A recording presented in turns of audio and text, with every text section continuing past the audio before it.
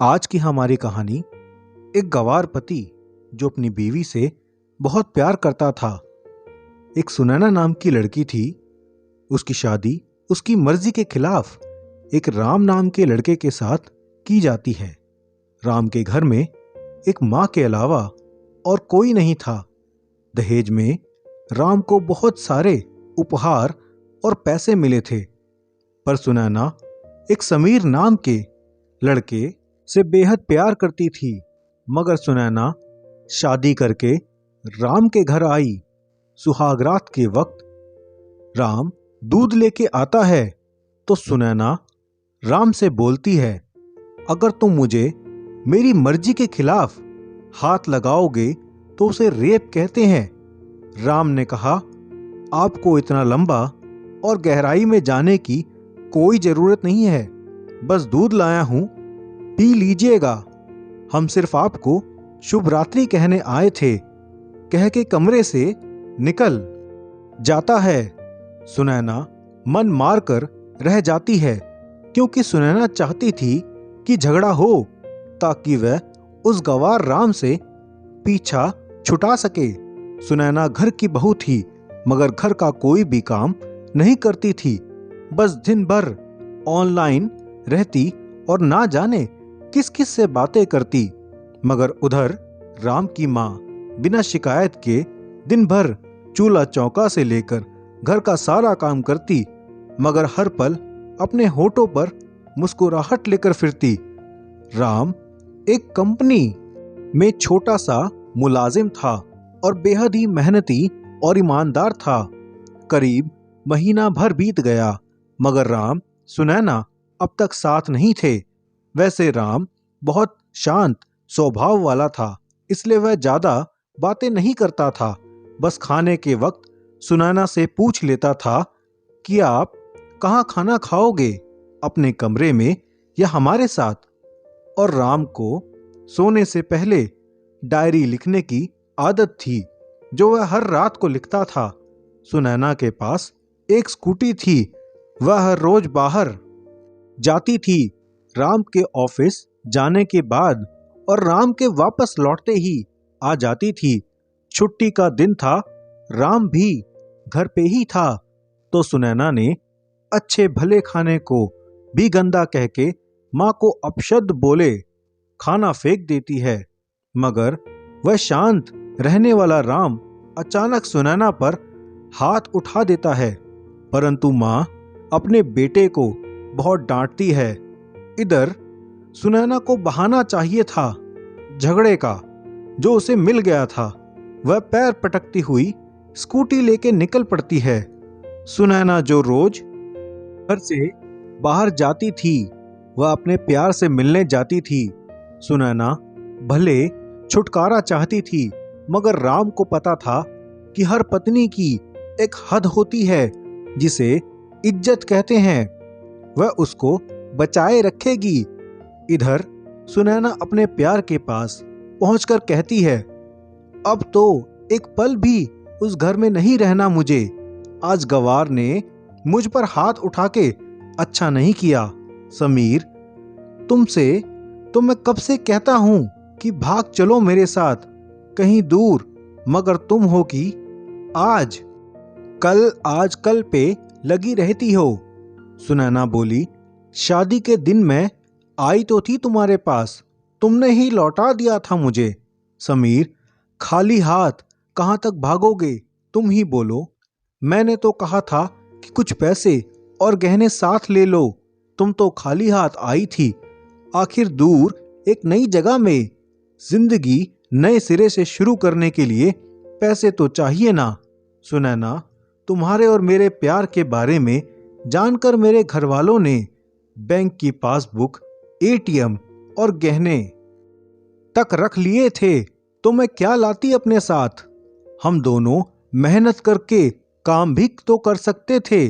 समीर बोला, चालाक इंसान पहले सोचता है और फिर काम करता है। खाली हाथ भागते तो ये इश्क का भूत 2 दिन में उतर जाता, समझी।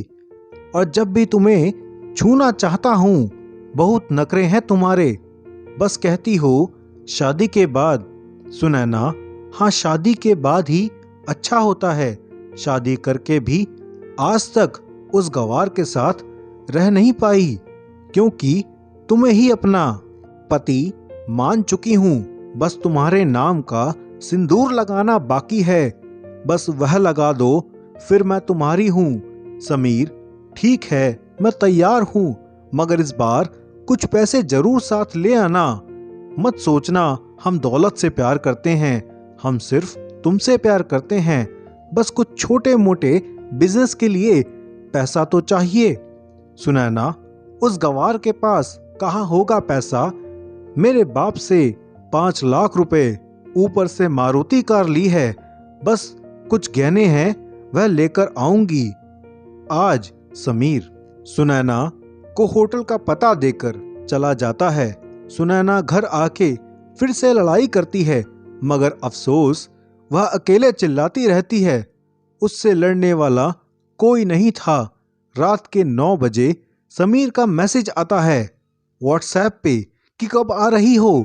सुनैना जवाब देती है, सब्र करो, कोई सोया नहीं है, मैं 11 बजे से पहले पहुंच जाऊंगी, क्योंकि यहां तुम्हारे बिना मेरी सांसें घुटती हैं। समीर, ओके, जल्दी आना, मैं होटल के बाहर खड़ा रहूंगा, बाय। सुनैना आम को बोल देती है कि मुझे खाना नहीं चाहिए, मैंने बाहर खा लिया है और मुझे कोई परेशान न करे। इतना कह के दरवाजा बंद करके अंदर आती है।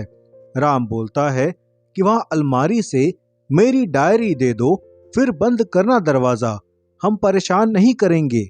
सुनैना दरवाजा खोले बिना कहती है कि चाबियां तो दो अलमारी की। राम, तुम्हारे बिस्तर के पैर तले हैं चाबियां।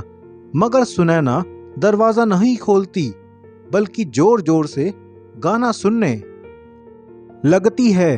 बाहर राम कुछ देर दरवाजा पीटता है, फिर हार कर लौट जाता है। सुनैना ने बड़े जोर से गाना बजा रखा था। फिर वह अलमारी खोल के देखती है। उसे पहली बार खोला था क्योंकि वह अपना सामान अलग अलमारी में रखती थी। अलमारी खोलते ही हैरान रह जाती है। अलमारी में उसे अपनी पासबुक, एटीएम कार्ड पड़े मिले थे जो उसके घर वालों ने छीन रखे थे। खोल के चेक किया तो उसमें वह पैसे भी ऐड थे जो दहेज में राम को मिले थे, और बहुत सारे गहने भी जो एक पेपर के साथ थे, और उसकी मिल्कियत सुनैना के नाम थी। सुनैना बेहद हैरान और परेशान थी। फिर उसकी नजर डायरी पे पड़ती है और वह जल्दी से वह डायरी निकाल के पढ़ने लगती है। लिखा था, तुम्हारे पापा ने एक दिन मेरी माँ की जान बचाई थी अपना खून देकर।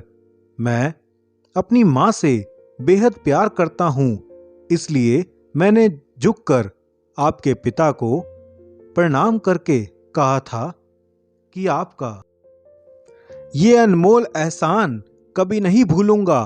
कुछ दिन बाद आपके पापा हमारे घर आए, हमारे तुम्हारे रिश्ते की बात लेकर, मगर उन्होंने आपकी हर बात बताई हमें कि आप एक समीर नाम के लड़के से बेहद प्यार करती हो। आपके पापा आपकी खुशी चाहते थे, इसलिए वह पहले समीर को जानना चाहते थे। आखिर आपके पापा आपको एक प्रिंसेस की तरह रखते हैं और हर बाप अपनी प्रिंसेस के लिए एक अच्छा, ईमानदार प्रिंस चाहता है। आपके पापा ने खोज करके पता लगाया कि समीर बहुत सी लड़कियों को धोखा दे चुका है और पहली शादी भी हो चुकी है, पर आपको बता ना सके क्योंकि उन्हें पता था कि ये इश्क का नशा है। वह हमेशा अपनों को गैर और गैरों को अपना समझता है। एक बाप के मुंह से एक बेटे की कहानी सुनकर मैं अचंभित हो गया। हर बाप यहाँ तक शायद ही सोचे, मुझे यकीन हो गया था कि एक अच्छा पति होने का सम्मान मिले ना मिले, मगर एक दामाद होने की इज्जत मैं हमेशा पा सकता हूँ। मुझे दहेज में मिले सारे पैसे मैंने तुम्हारे बैंक अकाउंट में ऐड करवा दिए हैं और तुम्हारे घर से मिली गाड़ी आज भी तुम्हारे घर पे है, जो मैंने इसलिए भेजी ताकि जब तुम्हें मुझसे प्यार हो जाए तो साथ चलेंगे कहीं दूर घूमने। दहेज इस नाम से नफरत है मुझे, क्योंकि मैंने इस दहेज में अपनी बहन और बाप को खोया है। मेरे बाप के अंतिम शब्द भी यही थे कि किसी बेटी के बाप से कभी रुपए ना लेना, मर्द हो तो कमा के खिलाना, तुम आजाद हो, कहीं भी जा सकती हो। डायरी के बीच पन्नों पर तलाक के पेपर हैं, जहां मैंने पहले ही साइन कर दिया है।